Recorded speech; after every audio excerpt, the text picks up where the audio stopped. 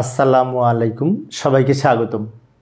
প্রিয় শিক্ষার্থী বন্ধুরা, আজকে আমি আইসিটি বিষয়ের এই ধরনের লজিক গেট বা লজিক সার্কিট থেকে এক্সের মান কিভাবে বের করব এবং সেটাকে সরলীকরণ কিভাবে করব সহজভাবে আলোচনা করার চেষ্টা করব।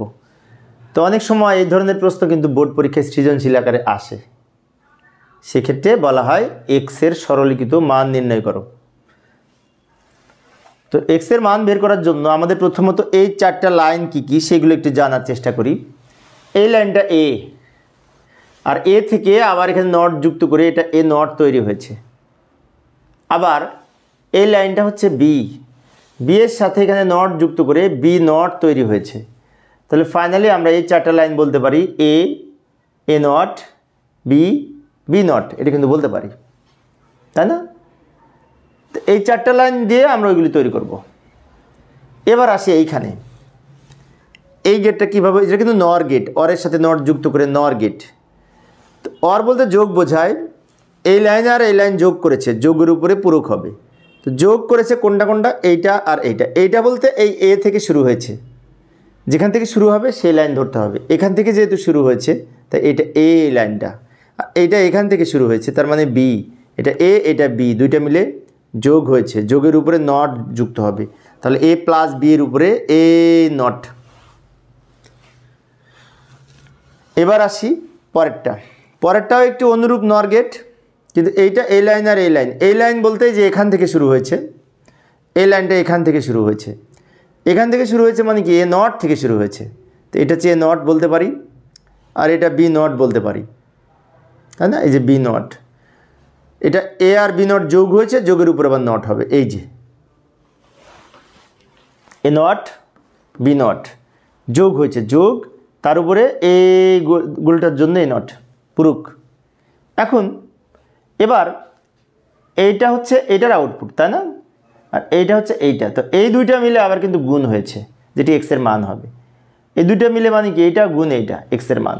তো এক্সের মান আমরা লিখতে পারি এইটা ইন্টু এইটা। এই যে দ্রুত লিখে দিলাম সময় সেভ করার জন্য, এইটা ব্র্যাকেট দিয়ে রাখলাম ইন্টু এইটা।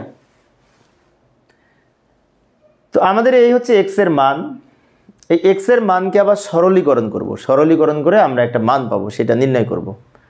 তো লজিক ফাংশন সরলীকরণ এর মাধ্যমে আমরা সরল করব। এটা আমি পরের পেজে নিয়ে যাই, এখানে জায়গা নাই, পরের পেজে নিয়ে যাচ্ছি। এই যে পরের পেজে নিয়ে আসলাম। এবার প্রথমে আমাদের সরল করার জন্য এই যে নটের উপরে প্লাসের উপরে যে নট আছে বা পুরুক আছে, এই পুরুকটাকে ভেঙে দুই খণ্ড করতে পারি। সেক্ষেত্রে শর্ত হচ্ছে এই প্লাসটা ইন্টু হবে।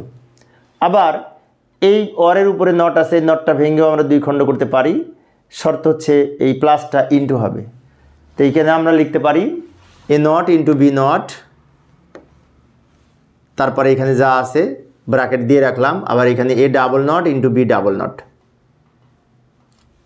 আমি আর একবার বলছি, লক্ষ্য করি, এ প্লাস বি নট সমান এ নট বি নট। ডি মর্গেনের প্রথম উপপাদ্য অনুযায়ী যোগের পূরক সমান আলাদা আলাদা পূরক করে তার গুণফলের সমান হয়।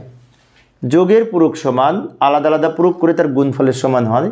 সেজন্য এই যোগের পরিবর্তে ইন্টু হয়েছে, আর উপরের নটটা ভেঙে দুই খণ্ড হয়েছে। যোগের পরিবর্তে ইন্টু হয়েছে, উপরের নটটা ভেঙে দুই খণ্ড হয়েছে। এখন এ ডাবল নট সমান এ, বি ডাবল নট সমান বি হয়।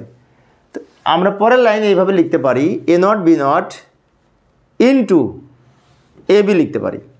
কেন এ বি হলো? ওই যে এ ডাবল নট সমান এ, বি ডাবল নট সমান বি, নট অপারেশনের ক্ষেত্রে আমরা এগুলো তো আমরা জানি, তাই না? এবার ব্র্যাকেট তুলে দেবো মানে কি এটা গুণ করব। তো গুণ করার সময় এর পাশে এ রাখবো, বি এর পাশে বি রাখবো। তাহলে হবে এ ইন্টু এ নট লিখতে পারি, বা A not into A into B not into B, এটা লিখতে পারি। ব্র্যাকেট তুলে দিলাম, একসাথে করলাম। একসাথে করার সময় এ এর পাশে এ রেখেছি, বি এর পাশে বি রেখেছি, কারণ এ ইন্টু এ নট সমান 0 হয়, বি ইন্টু বি নট সমান 0 হয়। 0 ইন্টু 0 গুণ করে 0 হয়, তাই না? আচ্ছা, এবার তাহলে আমরা এইভাবে লিখতে পারি 0 ইন্টু 0, এটার মান 0, এটার মান 0, গুণ করে 0। এই অঙ্কের সমাধান হলো 0, আউটপুট 0। তো প্রিয় শিক্ষার্থী বন্ধুরা, এই ছিল আমার আজকের আলোচনার বিষয়। আমি শিক্ষার্থীদের অনুরোধে অল্প অল্প করে আলোচনা করি, শিক্ষার্থীরা যাতে ভালো মতো বুঝতে পারে এবং বোরিং ফিল না করে। তো এই ধরনের আরও একটি ক্লাস নিয়ে পরবর্তী দিন হাজির হব। দেখার আমন্ত্রণ রইল। খোদা হাফেজ।